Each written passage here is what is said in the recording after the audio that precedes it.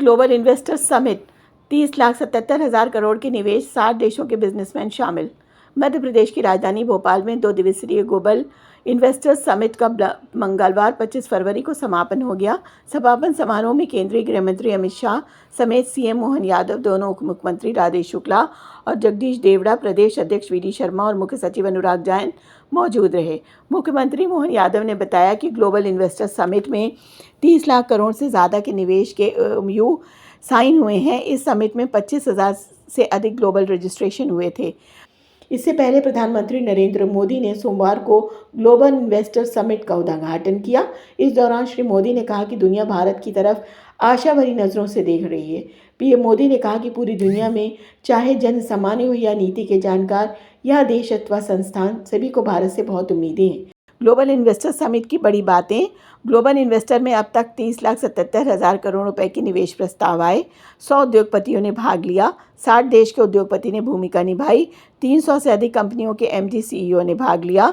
18 से 20,000 लोगों ने भागीदारी की। 70 से अधिक उद्योग के प्रतिनिधियों से 1-to-1 चर्चा हुई। प्रवासी भारतीयों ने निवेश के प्रस्ताव दिए। REC लिमिटेड ने बिजली क्षेत्र को समर्थन देने के लिए मध्य प्रदेश सरकार के साथ समझौता ज्ञापन पर हस्ताक्षर किए। REC लिमिटेड ने भोपाल में ग्लोबल इन्वेस्टर समिट 2025 में मध्य प्रदेश की सरकार के साथ एक समझौता ज्ञापन MOU पर हस्ताक्षर किए। इस समझौते के तहत REC ने राज्य में बिजली क्षेत्र के बुनियादी ढांचे के विकास के लिए अगले 5 वर्षों में 21,000 करोड़ रुपए की वित्तीय सहायता प्रदान करने की प्रतिबद्धता जताई है। MOU पर मध्य प्रदेश के मुख्यमंत्री डॉक्टर मोहन यादव, अतिरिक्त मुख्य सचिव ऊर्जा Neeraja Mandloi, Madhya Pradesh power management company limited MPPL MCL के प्रबंध निदेशक Avinash Lavania, IAS REC limited के कार्यकारी निदेशक प्रदीप फेलो, REC के मुख्य परियोजना प्रबंधक भोपाल सत्यभान साहू और MPP MCL और REC लिमिटेड के अन्य वरिष्ठ अधिकारियों की उपस्थिति में हस्ताक्षर किए गए। NTPC ग्रीन एनर्जी ने राजस्थान के बीकानेर में 300 मेगावाट शंभू की बुर्ज द्वितीय सौर परियोजना शुरू की।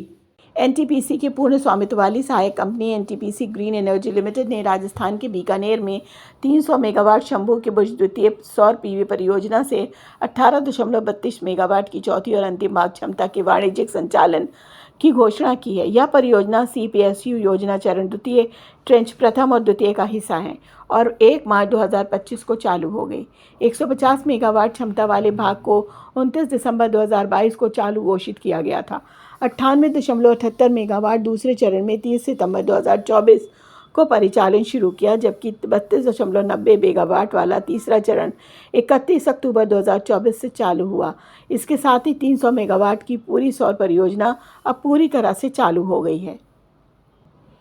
फरवरी में NMDC का उत्पादन 18% बढ़ा।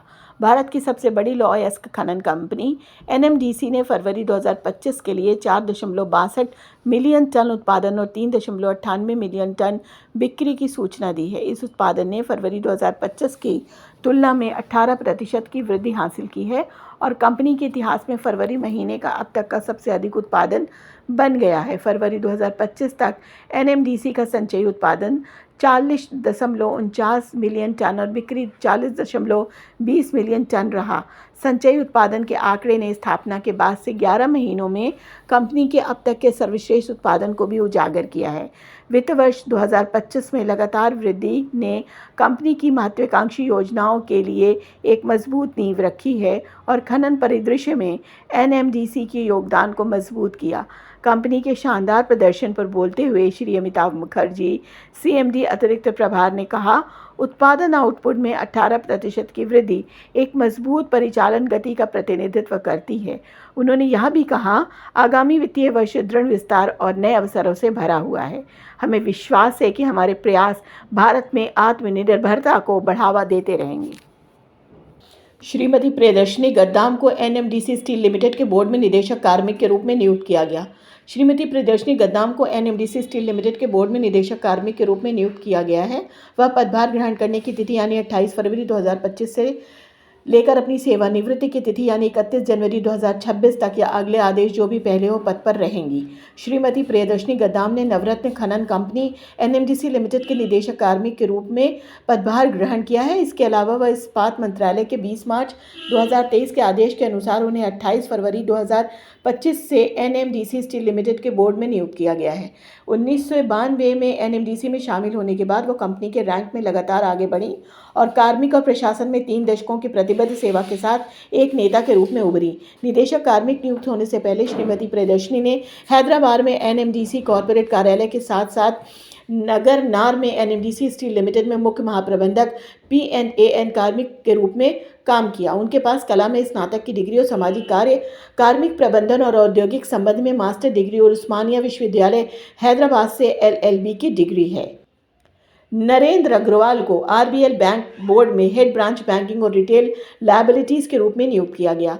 RBL बैंक लिमिटेड ने घोषणा की है कि वह नरेंद्र अग्रवाल को 1 मार्च 2025 से बैंक की संबंध गतिविधियों और वरिष्ठ प्रबंधन के साथ हेड ब्रांच बैंकिंग और रिटेल लायबिलिटीज के रूप में नियुक्त किया जा रहा है। नरेंद्र अग्रवाल के पास रिटेल बैंकिंग क्षेत्र में 25 से अधिक वर्ष का अनुभव है। उन्हें बड़ी टीमों के प्रबंधन और कई उत्पादों खंडों में उच्च व्यावसायिक मात्रा प्रदान करने में विशेषज्ञता है।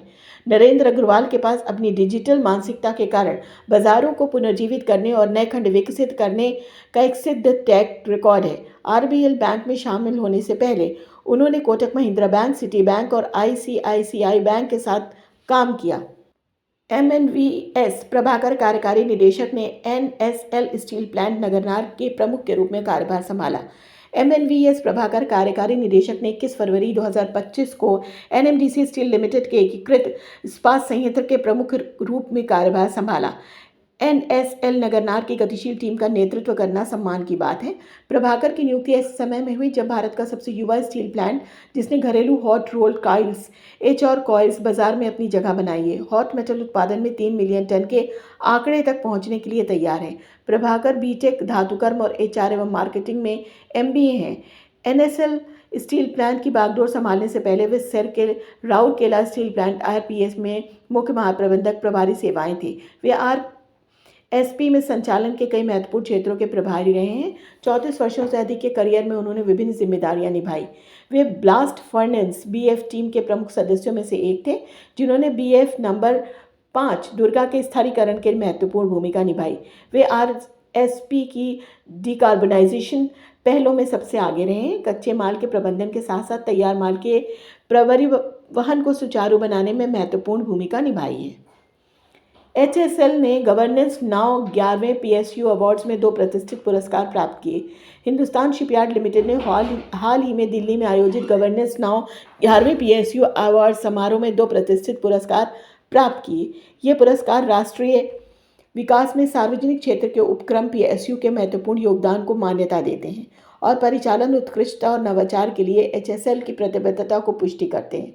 HSL के रणनीतिक परियोजनाओं के निदेशक कोमोडोर गिरिदीप सिंह को रणनीतिक सुधारों, अभिनव इंजीनियरिंग समाधानों और दक्षता संचालित दृष्टिकोणों को लागू करने में उनकी महत्वपूर्ण भूमिका के लिए ऑपरेशन लीडरशिप पुरस्कार से सम्मानित किया गया।